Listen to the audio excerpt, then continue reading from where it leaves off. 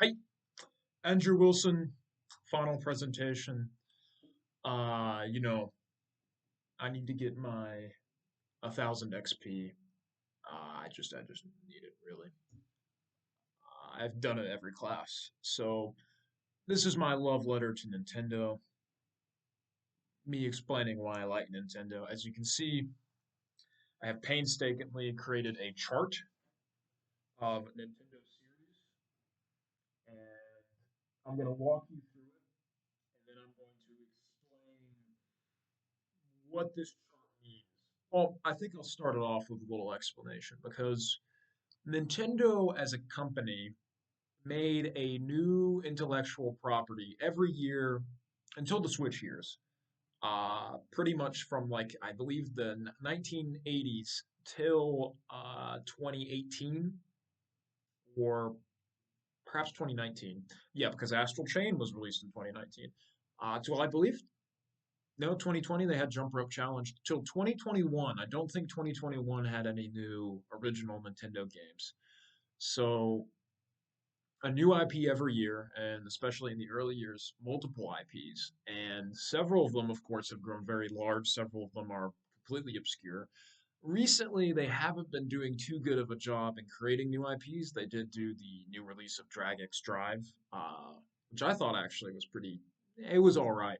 I did not play enough before the online got got too good to where I really didn't have too much fun. But it was a unique idea, and I liked. I purchased it because I wanted to support Nintendo making new IP because they're not doing too good of a job with that. But they are reviving a decent bit of old IP, which, at least they're not completely relying on their old series. And I think there's some drawbacks and benefits. There's plenty of issues with modern Nintendo, but I'm sure we'll talk about that in the next class. I have my issues, of course. In some aspects, it is better than the Wii U era, but we'll have to see how it develops. We have to see how it develops. So, talking about our list. So it may be a little hard to see, but here's our top tier contenders: Mario, Pokemon, and Zelda. Now, Mario and Zelda are really a leap. Not Mario and Zelda. Mario and Pokemon are really a leap above Zelda, but this is less like it has a little bit of commercial performance and popularity within it, but also just a general consideration of what people in the Nintendo community, people I've spoken to, believe is like the hierarchy of quality as well.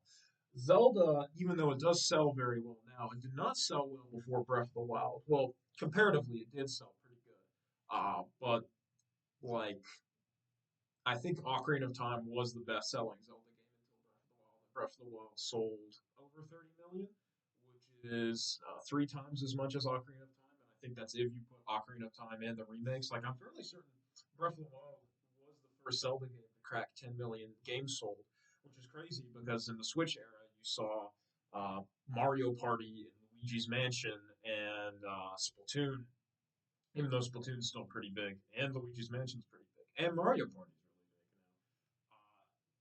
Switch era, I'm sure we'll talk about, has led to unprecedented growth in the franchises. But Zelda, in terms of just quality, it's always had, throughout all my time in my life on the internet, it's always been, oh, Zelda is the quality franchise. I mean, I agree. Ocarina of Time is my favorite Zelda game, and it's one of the top tier Zelda games. And there's of course always endless online debates on what the best Zelda game is. It is Ocarina of Time, and then probably top five. Well, I gotta have Breath of the Wild, and I gotta have Tears of the Kingdom, and Ocarina of Time, and Majora's Mask, and Zelda 2. I'm the world's biggest Zelda 2 defender, but that's besides the point. This is going to be a long video because I'm going to keep on going on tirades like this. But I made the chart. I put a lot of effort in this chart, so we gotta squeeze it for as much possible content. So that you see the next tier. If so, yeah, I'm just moving. Yeah, so you have Smash, Animal Crossing, Splatoon, Kirby. Now, these are also very well regarded by the Nintendo community. They're not as like big, oh yeah, these are just everyone knows Pokemon, Zelda, Mario. Everyone knows Mario and Pokemon, especially if you're a gamer, you definitely know Zelda. These are still like massive commercial successes. Each of these games, well, Kirby is less so in terms of games sold, but if you look at the merchandising sales, Kirby's especially popular in Japan. Same with Splatoon and Animal Crossing. All of those, Animal Crossing less so because it's become very popular in the West. But Splatoon and Kirby are much more popular in Japan than in the West, even though they are fairly popular in the West. And Smash Brothers is popular everywhere. Uh, Smash is a very unique cultural phenomenon, I think. But that's sort of the next tier. They're big, and people really do care when like a new big game like that comes out. They sell a lot.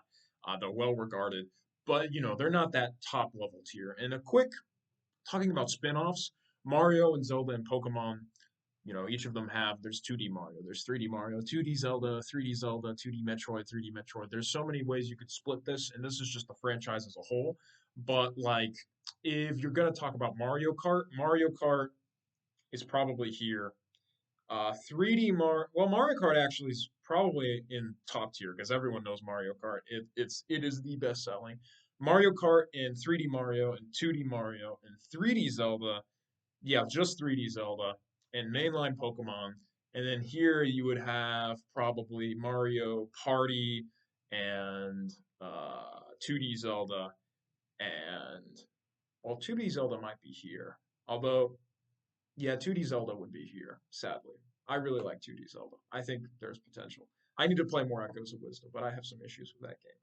Uh, and then like Pokemon Snap would probably be here, and something like the Mario RPG series. Paper Mario would be in the RPG tier over there actually. But the point is that each of these series can usually be dissolved, especially the top ones, into smaller series. I'm just gonna do the mainline thing because we're getting too complicated. Like freaking, definitely Mario Tennis, Mario Golf, Mario Sports as a whole is in this tier. But we can.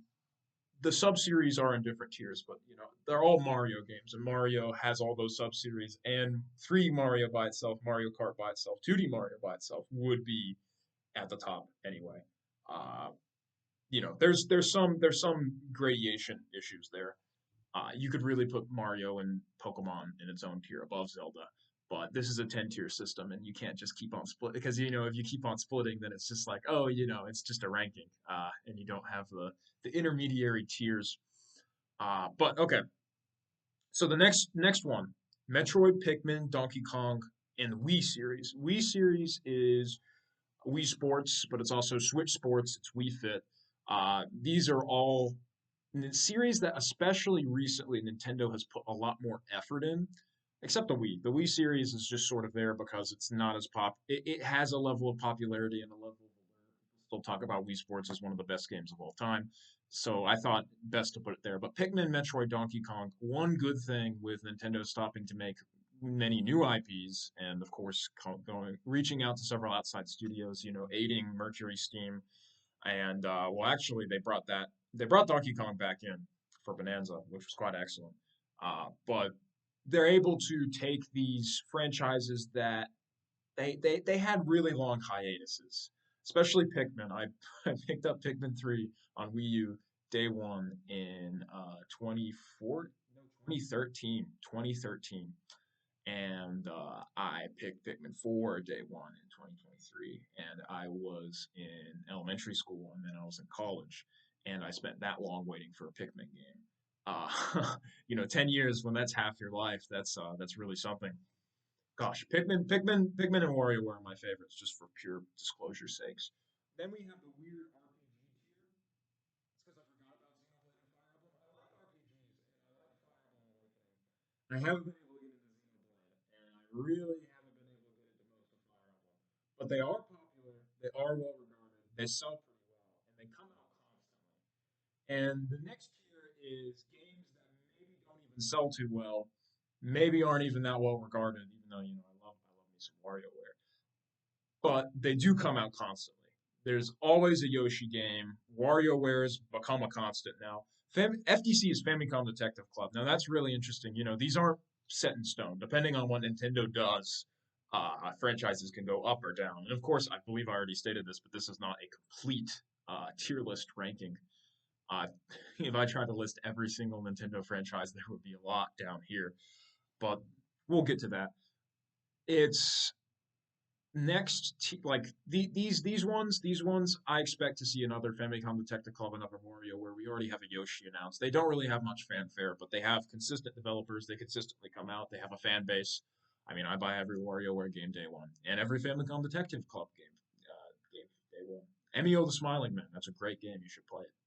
Now, this is when we get to like the inconsistent tier of games that have a large fan backing calling for a new title. I kind of stretched it with Arms there. Stretch.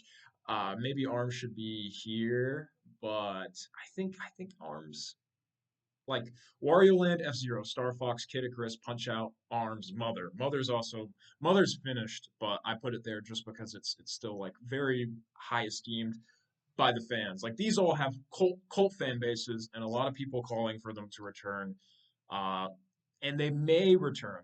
I have a feeling we'll see Star Fox soon. Probably not Punch Out or Mother. Sadly, not Kid Icarus. We'll probably see Arms and maybe a Wario Land or F Zero. Like these have a decent shot. It's not completely dead. I think Metroid was in this category. I think well, Pikmin never really was in that category because we knew about Pikmin 4 right after Pikmin 3 released, but it felt like Pikmin was in that category. Uh, Donkey Kong went a long time without a game, but we always knew he would get a Donkey Kong game, so it probably stayed up there the whole time. But I'm just in a random room in the library, by the way, because I needed the whiteboard for this brilliant idea. The next one is they're still well regarded, but they're cult games. Golden Sun, Chibi Robo. None of those games. I think a lot of people know about Nintendo's more obscure series from Smash Brothers, and if you don't have a Smash Brothers representative and you still have sort of a cult following, a fan base, you're here. There's Custom Robo is probably here. I would say Advance Wars is maybe up here because they did actually revive it, but it didn't go well. Thanks, Vladimir Putin is the reason Advance Wars remake didn't sell well. That's an interesting chapter of history. Uh, the world's so connected nowadays. You do one thing and the dominoes fall off. Then you have Game and Watch, Ice Climbers, Duck Hunt, and this is Mysterious Murasame Castle. Okay, these are games that they're retro games, and they sort of are known for being retro games, and they're referenced as retro games. And that's how they get their, like, they're still alive. They're still referenced in certain things. Nintendo still has some esteem for them, but it's unlikely they get reboot, except Mysterious Murasame Castle. So that's Takamaru. If you know Takamaru, the assist trophy, this was also in Nintendo Land.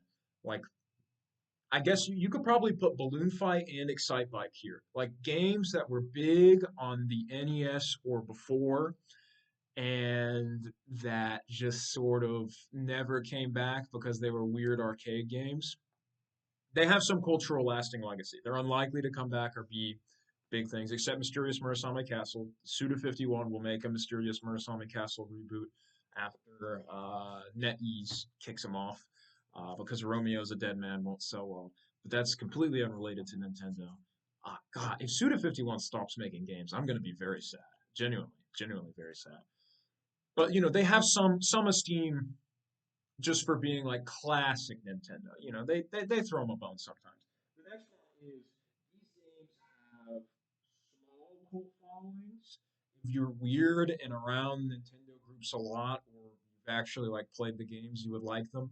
Very low chance. Now, Hotel Dusk, another code used to be in here, and now another code's up here because they did probably here if they actually make another one. So Hotel Dusk might go up here. Hopefully, I love Hotel Dusk.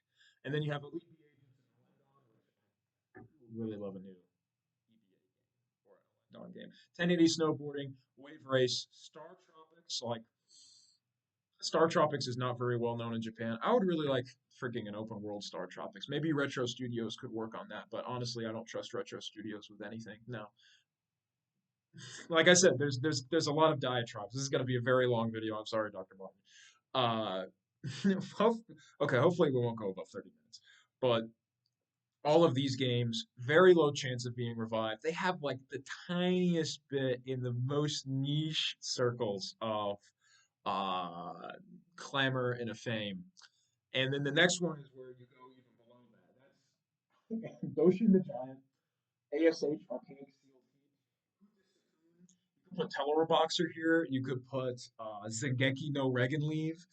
You could put a lot of franchises. A lot of franchises. No, Freaky Forms would be in the EBA Hotel Dusk here. I've seen some people talk about like if you don't know about these games that I'm talking about, that's for a reason. These are Nintendo franchises that just are so niche. None of them really are series. They're like one-off games. Stunt Race FX probably. Mole Mania. Yo, any Mole Mania fans in the audience today? Uh, they're very, very niche, obscure, pretty much zero chance of ever coming back. They got a lot of them got lucky because they got a Spirit in Smash, but Star Tropics didn't get it because it was a Western only release, which justice for Mike Jones. But that's your ninth tier, just so obscure, like no one even really knows about them. They're dead. In the 10th tier, I put Project Hammer, Project Harmony. They're both canceled projects. Project Hammer was for the Wii, and Project Harmony was Retro whatever the frick they were working on before Prime 4. Which, if you look at the leaks of it, gosh, that is probably would have been the worst game Nintendo would ever make. Uh, genuinely, Retro Studios might get shut down. I'm kind of concerned. Uh, Golf, NES black box titles, I think, go down there because at least with like Doshin the Giant, you could see 80 years in the future. Yeah, we're bringing back Doshin the Giant. Maybe I would say at least one of these franchises, that no one knows about, will come back someday. Nintendo Badge Arcade. Honestly, it might be Nintendo Badge Arcade. Dusty's Real Deal Baseball.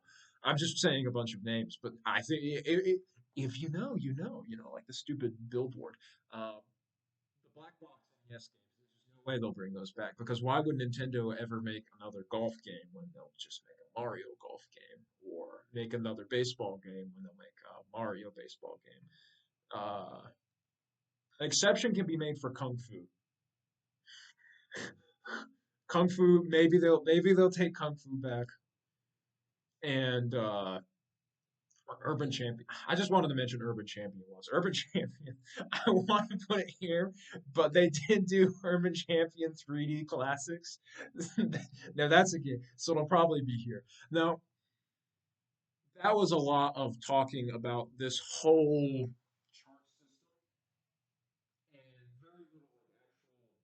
Well, there was some academic expounding on it, but I just want to say that I talked about the ranking of Nintendo IPs without getting into specific games, just talking about their series, and I filled this whole chart with just a representative of them. And I think it says a lot about how Nintendo's output is both very high quality and varied. I think a lot of Nintendo fans tend to focus on the stuff around here, which, those are the most popular games. That's what you'd expect. But I've really found a lot of great classics, a lot of great joy in the stuff around here. Yeah, I'm gonna go up to do Famicom Detective Club and WarioWare because I have a top 100 games list, and it has on that very low. Emio the Smiling Man is I think 98. You have the Wario, several WarioWare games. WarioWare Gold, I think, is in the 50s. That's a great game. Kid Icarus Uprising, of course, is great. Earthbound, those are more mainstream. I think if you're a Nintendo gamer, Earthbound, Kid Icarus Uprising, you probably know. Wario Land 4, I think, as well. Uh, there are some games there that I really want to try out. I really like Chibi Robo. Chibi Robo, I think it's 100 to 1. I just took it off my top 100 because I played the excellent Stray Children and I was like, I'm sorry, Chibi Robo. But Chibi Robo, great game. There's like Nintendo cultivates their IPs, and this is what I was talking about earlier. Several of those IPs have moved up, and they haven't made very many new IPs. I mean, ARMS and Astral Chain, and hopefully those will be built upon. But a lot of game companies, if you look at their output, it's very samey. Even game companies that I really like, Square Enix used to not have this. Even couple years back, Square Enix had a streak of very good AA game releases. Paranorma Sight, what a classic. But recently, they really have not made much beyond RPGs. Like they're Square Enix, Final Fantasy, Dragon Quest, Kingdom Hearts, take it or leave it. A few minor RPGs, they're just you could kind of tell what a Square Enix game is, and you know the genre now, which is a shame because they used to be a very multi-genre developer. Capcom less so. Although recently they have been relying very much on Resident Evil, the sort of AAA action game, Resident Evil. You have Dragon's Dogma and such. Sony's a big culprit of this as well. They also used to be multifaceted. But then now every Sony game looks the same, and it's a third person over the shoulder, realistic story based game with realistic graphics. Yeah, yeah. I, I mean, mm, not the biggest fan of Sony's modern output. Xbox doesn't even make games anymore. All of their studios are basically not doing anything. Although Hi-Fi Rush was great, and I'm very glad Tango GameWorks didn't close. That was a terrifying story. But most like developers of that size, Nintendo is bigger than those. Even EA, Activision, Ubisoft, they all make this very specific type of game. Ubisoft especially, but Activision, well, I mean they're part of Xbox now, so they really only make Call of Duty and nothing else. In the Blizzard games, like there's if you just looking at all the major developers, there is no company that has as diverse, really as long as an output, as high quality as an output. Because my favorite studio is Grasshopper Manufacture, just because Suda. I love Grasshopper Manufacture. My second favorite, like top five games, I think three of them are Suda games. One of them is a Capcom game. Ghost Trick was excellent. And then second place is Earthbound, which is the best Nintendo game. But no other gaming company has an output as varied, as long, as high quality as Nintendo's output. I think that and this is something I thought about a decent bit about a gaming canon. I think if you just think about what are the canonical video games, I would have some weird picks, of course. I would put like everything Suda51's ever made, and I don't think maybe far in the future he'll be as popular as he deserves to be. Although honestly, popularity is not all popularity 200 years after the fact, I think, is sometimes much better than popularity in the moment. Popularity can kind of ruin your output. I hope Suda 51 that's a whole other conversation. I hope Suda 51 makes another visual novel, but basically, Nintendo still maintains so many of these franchises, still does new things with them, still cultivates them, still grows them. I think they're maybe getting a bit too safe in being reserved into the franchises. I never think that Nintendo really shouldn't be safe, and for the longest time they haven't. I'm thinking I was a bit with the Switch 2. I was like a pure sequel console that's a little too safe. But then Donkey Kong Bonanza, Air Riders, they are taking some risks. I would of course like them to take more risks, but then again, I'm not a businessman. I'm a guy. I would give all my money to Suda to make a game that sells 30 copies. But like you can't really talk about the output of another company like this. You could have talked about it, Sega in its golden age. Like Nintendo's not unique in this, but they're unique in that they've maintained it to at least a decent extent to the modern era. And I think, I mean, I'm just repeating myself again, but just like, yeah, I would just repeat myself again. I think I've already said that, but you gotta hammer the point in. You've got to hammer the point in. It's just like, just look at this. Just look at this. I spent all this time creating this chart, and it's not even all the franchises. I think that's sort of it's less like from an emotional point of view, but for more like objective point of view. Like, how can you look at a studio that's made this many games in this many genres, and the thing talking about the canonical works, Super Mario 64, Ocarina of Time, uh, hopefully Pikmin 2. Pikmin will continue to grow, and I think Pikmin 2, Super Metroid, probably. It's hard to say a specific Smash or Animal Crossing because those are one of the games where one might come along in the future and one up them. Wii Sports definitely. I think Kirby Superstar, honestly. Donkey Kong Country 2. I think those are all pretty Earthbound. I would die on Earthbound. Those are all pretty objectively canonical games, and the fact that they're made by one studio. And going back to what I was talking earlier about Nintendo taking care of their IPs, a lot of times when they revive an IP, they will bring back the people who originally worked on it. And I think if you read about how Nintendo develops games and how, especially with their recent trend of getting outside developers, like it makes me think of Mercury Steam with Metroid. They made Samus Returns, the remake on 3DS, and Metroid Dread, and hopefully Metroid 6 next year, because 2D Metroid is better than 3D Metroid. But when you look at what Nintendo does with these outside studios, is that they go in and they have a certain set of practices and traditions that allow them to, I think, escape a lot of the plagues of the current gaming industry.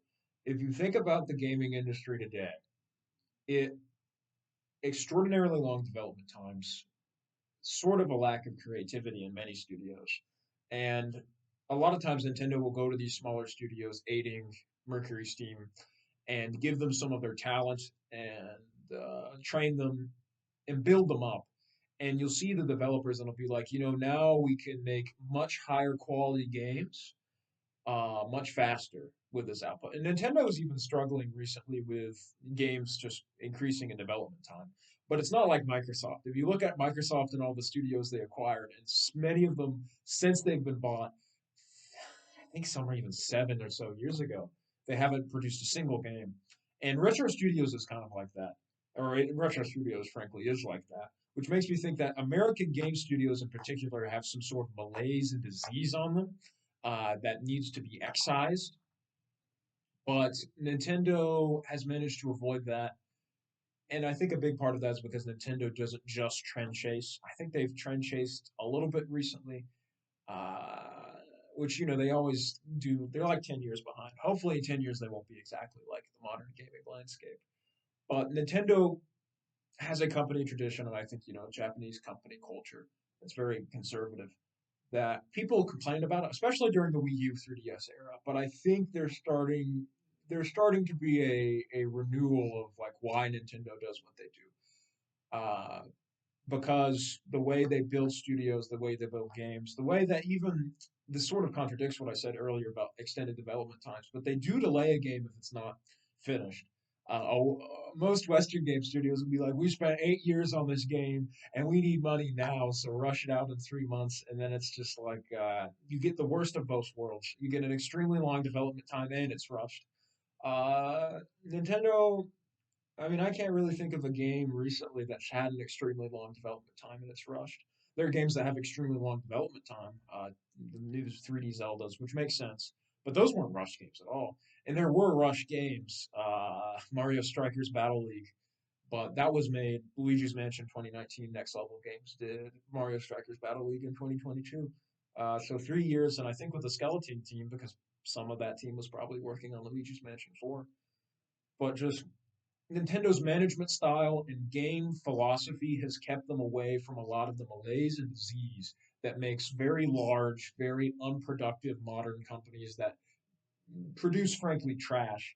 Like a lot of these live service games that come out and they put 300, $400 million and they lose all the money on it. Nintendo, I mean, technically Splatoon is their live service game. Uh, but Nintendo doesn't like.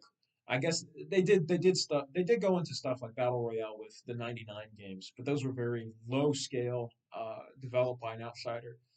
Like Nintendo's just different. They have a different philosophy. They have a different way of looking at things, and they treat their IPs with care too. Uh, Metroid Prime, maybe I haven't played Metroid Prime 4, so I won't gesticulate on that. But from what I've seen of Metroid Prime 4, I hope Metroid 6 is good. And there are some concerns with how they're taking some of, especially like the lower level IPs. I think they are managing Mario particularly well, although I did not like Mario Kart World too much. Although I've never been the biggest Mario fan. And there's some Pokemon mismanagement and people have complaints about Zelda, but there's still strong games, and I think they will continue to be strong. I just hope they don't ruin Pikmin. I hope Pikmin 5 is actually harder. But we can always complain about what we want Nintendo to do, but just looking at it, it's not that bad. Looking at the gaming landscape and what's happening everywhere else, Nintendo's not that bad.